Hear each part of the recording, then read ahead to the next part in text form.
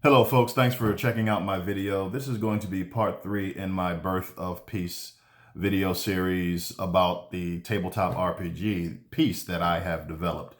And this is called An RPG Designer Makes a Stunning Admission.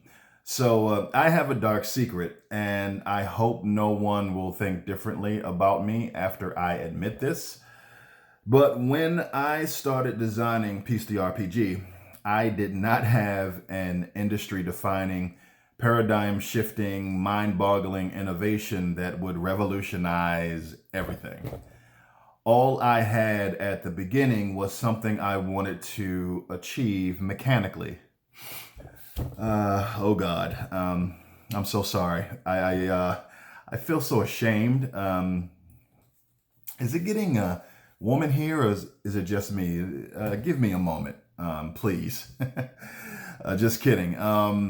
But as I mentioned in part 1, frail player characters, my goal was to make sure PCs always felt like the heroes of the story when players played.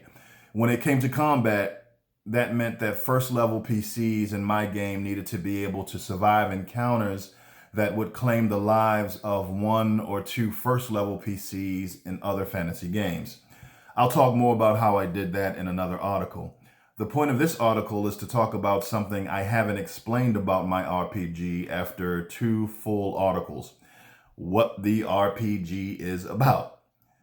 After nailing my mechanical goal, I needed a world to which it could be attached. I can't remember exactly when the game's name came about, but it was incredibly early on. The name Peace just came to me, and the basic premise came soon after. Peace was not about the good guys winning. It was about a world losing. Peace refers to the end of a world, like rest in peace. I like that. It was a twist. It was interesting, I thought, and the name Peace would make people ask questions, I hoped.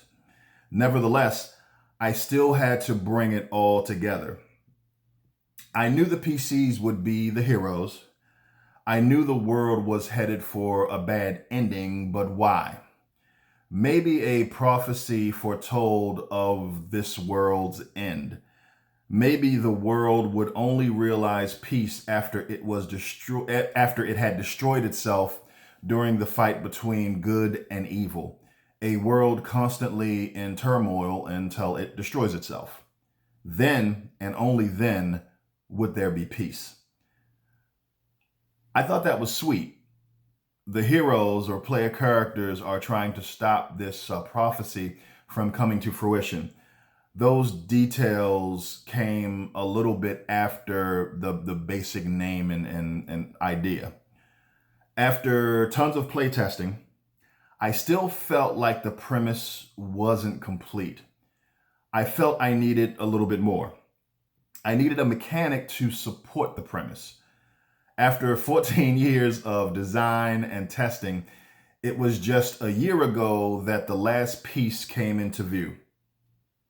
The last piece, the last mechanic, was the prophecy beater. In most fantasy RPGs, the PCs are usually the good guys. However, there is never a bird's eye view of how the world is changing because of their actions. No way of knowing how well they're doing at doing good. In Peace, the prophecy meter is the way the PCs will know that information.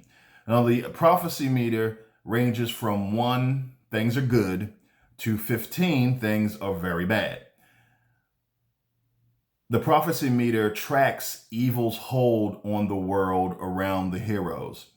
The heroes can change things for the better with some luck and good deeds.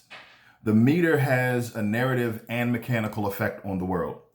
Narratively, when things are good, the sun is shining, the NPCs are happy to see the heroes.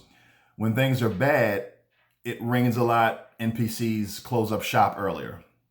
Mechanically, the numeric value of the meter gives the bad guys that number of bennies or points that I call battle scars in the game to use every scene. Battle scars can be used for rerolls and other effects. My favorite mechanical effect from the meter is called Darkness's Temptations. Using Darkness's Temptation, the GM can offer a hero a battle scar at a pivotal point in an adventure. This reflects Darkness trying to tempt the good guys. If the hero accepts, she must roll on a chart that is weighted in her favor, but still contains some bad results. Now, my favorite bad result makes the hero cursed, but also allows the hero to access the battle scars that normally only the bad guys would have access to from scene to scene. Each time the hero accesses those battle scars for her own use, she has to roll again on the Darkness's Temptations chart. I love that mechanic, if I do say so myself. It speaks to the struggle between good and evil to which the title of the game refers. And so that is when I really felt the premise and the setting and the name of the game really came together. And I hope you think so too. And thanks for checking out this video. See you later.